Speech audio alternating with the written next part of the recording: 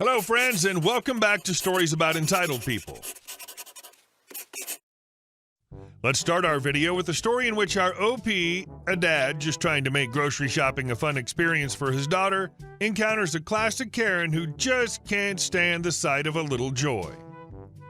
But before we begin, best way to support our channel is to leave comments, like, and subscribe with a turned-on bell so you don't miss the new video every single day. Here we go. Karen got her due at the grocery store. My 40-year-old male, almost 4-year-old daughter loves grocery shopping with me, especially if we get one of those race car grocery carts. If it's a slow time at the store, I take her to the deli where there's wide open space in the corner and spin a circle with the cart. She loves it. It usually gathers smiles in the rare case someone's nearby. Just a dad having fun with his daughter, right?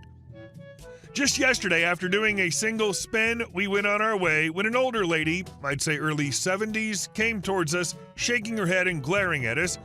I gave her a perplexed look in response to her scowl, and she muttered something about having absolutely no respect for public spaces. I responded, "Sorry, ma'am, I was just having fun with my child. Sorry to have offended you. Have a nice day." I thought that was that, and was happy to move on, but she continued. Her. "Shame on you for teaching your child such poor manners. I taught my children how to behave in public." Me. "Clearly, that's a lesson you didn't bother to learn yourself. I wonder how well they turned out." Her muttered something about them being perfect. My almost 4-year-old is extremely perceptive and sensitive and asked if she had done something wrong. I then explained as loud as I could. Me. "Absolutely not, honey. That's just a very grumpy old bully." She angrily responded, "I am not grumpy. I just want to be left alone." Me with my stern face, "No? Well, you certainly are a bully then. And if you want to be left alone, I strongly suggest you start minding your own business.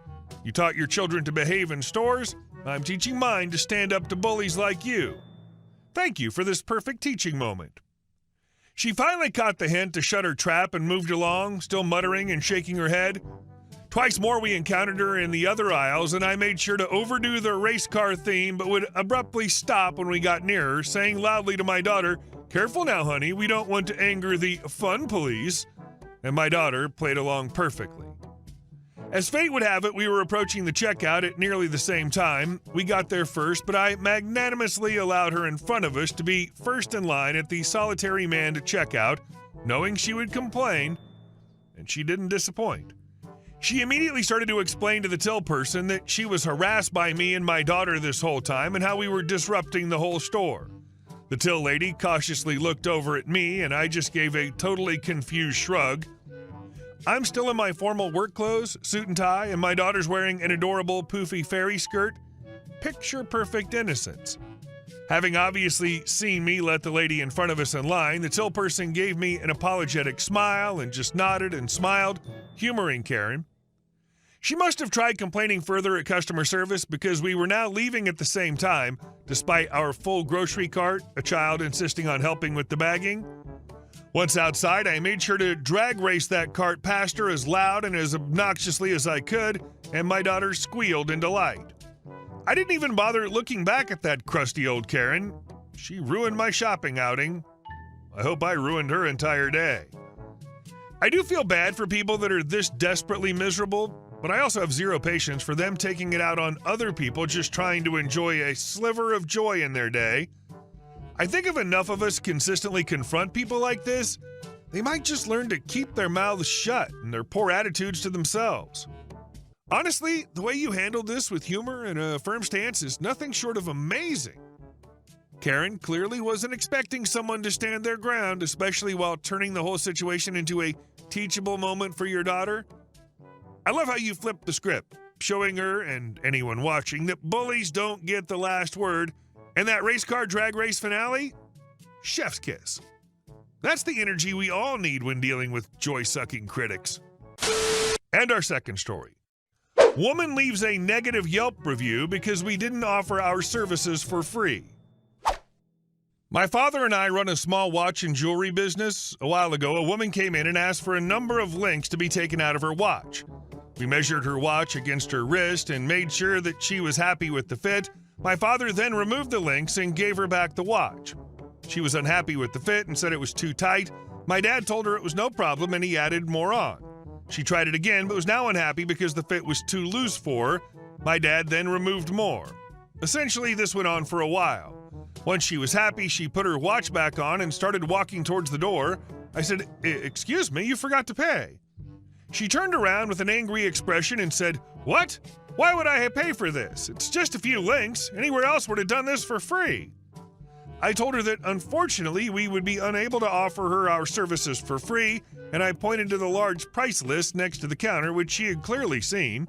Besides, my dad had just spent a considerable amount of time on the task due to her indecisiveness. I was shocked that she expected our services for free. She then started complaining and naming XYZ jewelry stores that would have done this for free. My dad explained to her that he would be unable to work for free for her and that he has rent and bills to pay for the store. This whole time we were very calm and respectful, but she was behaving as though she had been severely wronged. She relented in the end and paid the excruciating £5. Yes, £5, which clearly drove her to bankruptcy. She stormed off, and I thought that would be the end of her, but I came across her review and brought back the shock and sadness that I felt for my dad. I came across her Yelp review again recently. I sometimes check the reviews we receive, and it just made my blood boil. In the review, she states that she expected the services for free and says she would have happily paid a normal £1 or $2. That's the part I find most insulting, even more insulting than her complaining. It honestly shocks me that people will pay £5 for a terrible chain coffee with a cute name brand on it but won't pay £5 for services from a small business. My dad is a genuine craftsman and has spent decades perfecting his work. You aren't paying for the time it takes to do something, which was quite long anyway because the customer couldn't make her mind up. You're paying for his expertise and experience. Sure, taking out links and putting in new ones isn't the most onerous job, but refusing to pay someone for work they've done is straight up disrespectful and entitled. Anyway, rant over. Thank you for listening to me, and please support your local small businesses. Note, resizing is included in the price of any watch purchased from our store, but she had purchased her watch elsewhere. My dad was also taking out the number of links she was telling him to, but she was just indecisive. Honestly, what is it with people thinking small businesses don't deserve to be compensated for their work? Your dad sounds like a saint for his patience, going back and forth with her indecision and then her indignation over £5. The sheer entitlement is mind-blowing. What really got me was the audacity of that review, like she's some magnanimous soul who might have paid £1 or $2. No, ma'am, you're not doing anyone any favors by undercutting their livelihood. People will splurge on overpriced coffee, but balk at paying for actual skills and craftsmanship? That's maddening. And our last story. I'm fencing in my property. New neighbors are upset because they feel it's an eyesore. When I decided to put up a fence around my property, I thought it would be a straightforward process. I have just over an acre of land in a residential area, and I wanted to define the boundaries. Add some privacy, and improve the overall appearance of my home. So I hired a licensed contractor, made sure to get all the necessary permits, and even had the plans inspected by the city to confirm they fit the code. Everything was done by the book. The fence was actually the final step in a series of improvements I'd been planning for over a year. At the time, the homes on both sides of me were vacant, so I reached out to the owners as a courtesy, letting them know about the work I planned to do. It was just a friendly heads up in case there were any issues or concerns they wanted to address. Fast forward to now, both properties were sold and 2 new families moved in just last month. I introduced myself when they arrived, welcomed them to the neighborhood, and mentioned that I had some ongoing work on my property. I assured them that the work wouldn't happen at odd hours and that it would be wrapped up soon. But as soon as the fence started going up, both new neighbors were visibly upset.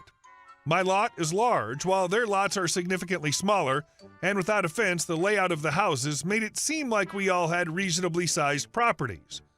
But now, with my fence clearly marking the boundaries, it's obvious that I have a much larger lot, and theirs look even smaller by comparison. They were furious, claiming that my fence would reduce their property values and make their lots appear tiny and cramped. What started as a polite conversation quickly escalated into a tense standoff. They complained that the fence was an eyesore, and after several weeks of back and forth, they started threatening to sue me. They claimed that the fence would decrease the value of their homes, and they were determined to take legal action to stop me from completing it. Honestly, I couldn't believe what I was hearing. I'd followed every rule, gotten every permit, and even tried to be neighborly by informing them about the project. Now they were threatening me because they didn't like the way my fence made their properties look? It was absurd.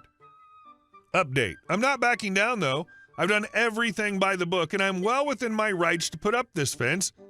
But it didn't take long for the situation to spiral out of control. Just a few days after our heated conversations, I received a letter, courtesy of their shared attorney, threatening legal action if I didn't halt construction immediately. They claimed my fence was a deliberate act of property devaluation and that it would lead to significant financial loss for them. The nerve of it. They were actually threatening to drag me into court, accusing me of ruining their property values and demanding that I either tear down the fence or pay them compensation.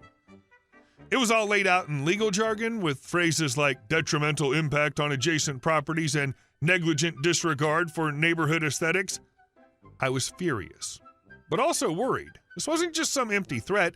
They were dead serious about taking this to court.